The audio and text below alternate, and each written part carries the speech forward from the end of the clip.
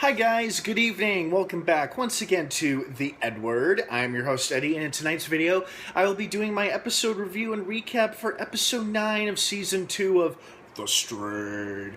Of course, as usual with all my recap and review videos, I know I repeat myself all the time, but good information is worth repeating twice. So before you continue watching or listening to this video, be warned it will be full of big spoilers regarding the most recent episode of The Strain.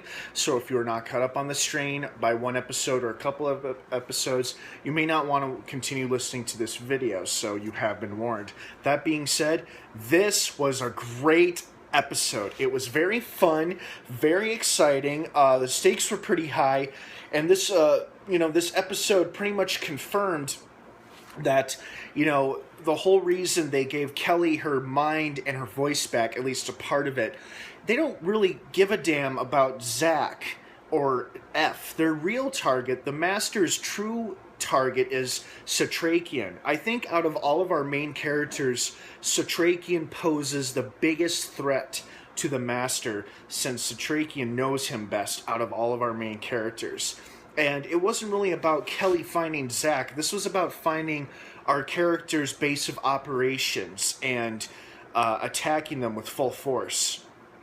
And, just taking them all out. And I'm a little surprised that they didn't directly attack Fett's apartment right away. I thought, because I thought as they were building up this episode, I thought we were going to get a scene where after Eichhorst and Kelly and many other Strigoi smuggle across the river into Red Hook, they were going to all just swarm in on the apartment and force our characters to retreat and abandon Fett's apartment in an attempt to destroy them and Satrakian. But we didn't get that. They actually carried out an all-out attack and an all-out assault on Red Hook, which was supposed to be Strigoi-free. But, that changed, of course, when Kelly was able to sneak inside when she attacked them at Fett's apartment in the last episode. And now the Strigoi figured out a way to get through to Red Hook, and of course they attack at night and they take out the power so the UV lights won't be on, so the humans can't use that to their defense. And this episode was about the Strigoi really not necessarily attacking Red Hook. They're just trying to get at our main characters, and I think their original intent was to swarm and overrun Red Hook and then go to Vasily's apartment and kill all of our main characters, especially Satrakian.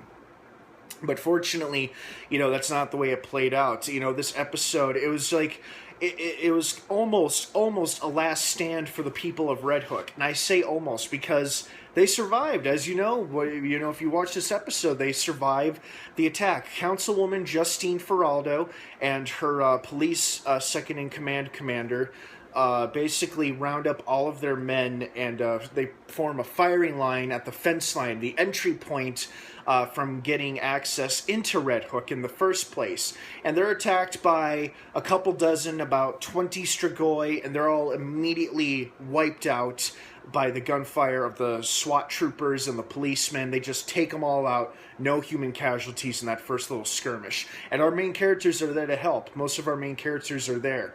And, it's a minor victory, but Satrakian points out it was just a probe. This was like a small task force that was sent in to test the defenses of the humans. And sure enough, like that, power goes dead. No electricity, nothing generating electricity or power in the whole Red Hook area because Eichhorst had it turned off.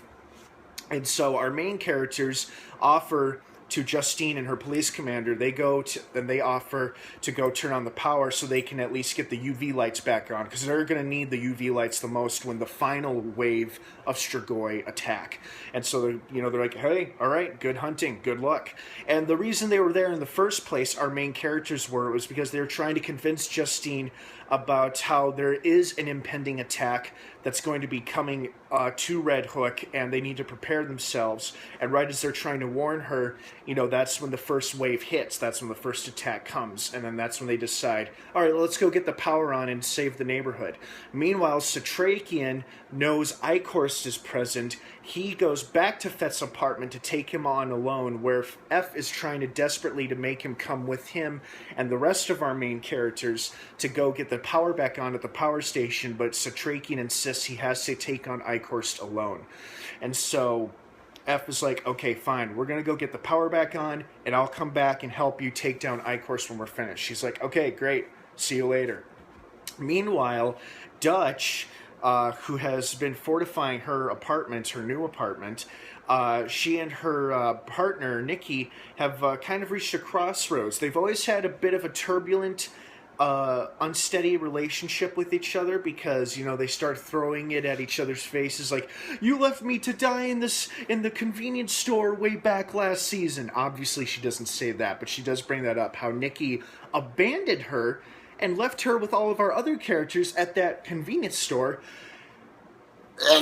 during the episode where they're trapped in the convenience store and Jim meets his demise, unfortunately. So it's like, they're arguing about that, and then they're arguing about how they've had such a thorny relationship with each other, and how, Dutch does that thing. It's like, oh, you're awful for me, you're terrible for me, I've got to kiss you, and they start making out, and you're like, yeah, all right, they're starting to put, work out their problems. That's great. Oh, no, don't cut to the next scene, and they do. Oh, well.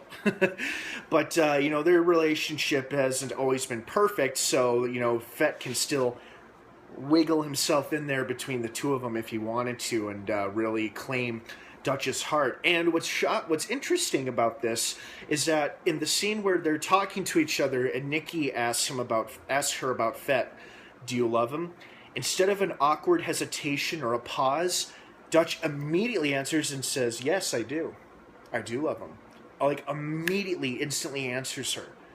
That kind of took me back, because, like, in most shows or movies, when ex-lovers fight each other, or strained lovers fight each other, in this case, Nikki asking Dutch if she has feelings or she loves Fett, Dutch answered right away, yeah, I love him. And I was like, wow, okay, it's good that you're being honest with her, but at the same time, you probably hurt her feelings a little bit. Then again, Nikki hasn't always been loyal to Dutch. Not necessarily cheat on her, she just hasn't been a great girlfriend in the past. So, but, their relationship is a minor part of the episode. This episode is about the defense of Red Hook. And what else I liked about this episode was how Justine was starting to crack under the pressure. First of all, her douchebag of a boss, the mayor, abruptly leaves her, practically ditches her, and he gets in his car and gets safely across back into Manhattan after giving her this whole spiel, this whole speech about how we got to extend this clean and sweep campaign into Manhattan. I want you to go into Manhattan and I want you to clear out the Upper East Side. And she's like, oh, where all your rich friends live? Where all the rich white men are who are protected by power and money? Yeah, let's go save them because they really need our help. And she points that out, like, you only want us to save your buddies. But he also makes a good point how these men are powerful and they would remember her help in terms of furthering along her career. But Justine isn't really thinking about her career right now. She is an actual dedicated public servant dedicated to living up to her promises to the people who voted for her. And that's exactly what she intends to do. And the mayor just pulls a super dick, mega pussy move on his part, practically abandons her when the first wave of Strigoi attack, when it's only 20 of them, ditches her, and she's left kind of broken, like, what? Dude, where are you going? What the hell are you doing? You're leaving me here? What the hell, man? That was like the look on her face. And we later see her with her commander, Nick, and she's like kind of confiding in him, and she's starting to choke up how she's like, this is suicide. I mean, we're in for a suicide, because they're, looking through their night vision binoculars, they see an entire horde, a whole swarm of Strigoi are coming right at them, right at the entry gate to Red Hook, and there's only like 20 or less than 20 SWAT troopers down there, all of them with their machine guns and rifles aimed at the oncoming Strigoi, but she notes to the commander, this is suicide. It's going to be a slaughter. They're going to overrun us and they're going to kill us all. I'm going to get all of these men killed. And then he kind of, steps up in his role and he's like, no, you're not. You're not going to get us all killed. Those men are down there because they belong down there. You're going to get us through this. Don't ever hesitate again like that. He's basically encouraging her and motivating her to not give up and be a strong leader. You have to play the part of the leader if you want to be a leader. And that gives her an idea. We need more help. We're hopelessly outnumbered. We just have a couple dozen. We just have like 2 dozen SWAT troopers down there with some big guns, but there's hundreds, dozens and dozens of Strigoi coming at us. We need more help. And she turns to the people, and interestingly enough, the people's response is extremely positive in terms of how she's on her bullhorn and basically speaking out like, when this strain first started, we all turned the other way. We tried to ignore it, pretend it wasn't happening, locked ourselves in our homes, but we can't do that because an attack is coming. Red Hook is in danger. We're all in danger, and we all need to come together and fight to protect our homes and our families. And the response is great. She practically gets most of the Red Hook residents to come to the aid of the SWAT troopers, because sure enough, the Strigoi begin their attack, and the SWAT troopers take out like the first row of them, but there's like, they just keep coming and coming like rats, the Strigoi are. And that's when Justine and the rest of the civilians show up, and they're armed with baseball bats, axes, crowbars, machine guns, pistols, rifles, anything, people that have accumulated over during the outbreak. And of course, along with Justine is Dutch and her fellow citizens, and they just start killing Strigoi left and right. There are quite a few human casualties, but mostly Strigoi casualties. And sure enough, who saves Dutch's life? Nikki. And Nikki saves Dutch's life by stabbing a Strigoi in the back of the head with a knife that Dutch gave her when Dutch went off to help Justine and the rest of the civilians fight off against the Strigoi, when she thought Nikki would stay behind hiding in the apartment. But Nikki, inspired by her bravery, decided to suck it up and come out there and help as well. Meanwhile, the rest of our main characters have made it to the power station. Fett and Nora have figured out how to restore the power, how to get the electricity back on in the Red Hook, but more importantly, get the power on so the UV lights will be turned back on at the main entrance where the battle is currently taking place. Unfortunately, though, Kelly has tracked them to the main power station, and it becomes a Fett versus Kelly situation. Ooh, there were some close calls with Mr. Fett. He came pretty close to becoming turned into a Strigoi. Like, the white worms got dangerously close. Kelly could have bitten him a couple of times, but they'd rustled around for a little bit, and he took some shots at her. But fortunately, the police show up, and they scare her away, and Fett, Nora, and Zach are okay. Meanwhile, Satrakian and Eichhorst kind of play a little cat-and-mouse game with each other, where Satrakian is basically waiting for Eichhorst outside of Fett's apartment when Eichhorst is looking for the book that they have both been after, the book that contains the ultimate secret to effectively annihilating the Strigoi, and more importantly, the Master. He doesn't find it, sees Satrakian out in the street, and, he starts to charge towards Satrakian, but F, who has his new sniper rifle, is up on the roof of the next door building and takes a couple shots at him, and this actually makes Eichhorst turn his attention to F now instead of Satrakian, and Satrakian's like, "Get out of there, Ephraim, he's coming for you!" And he chases F through the warehouse a little bit, and they end up on the roof, and just when we think F is done for, and he runs out of bullets in his sniper rifle, and Eichhorst is taunting him about how he has access to Kelly's memories and Kelly's mind, and how disflattering and unpleasant all the memories about F were when he looked into her mind, trying to rile him up.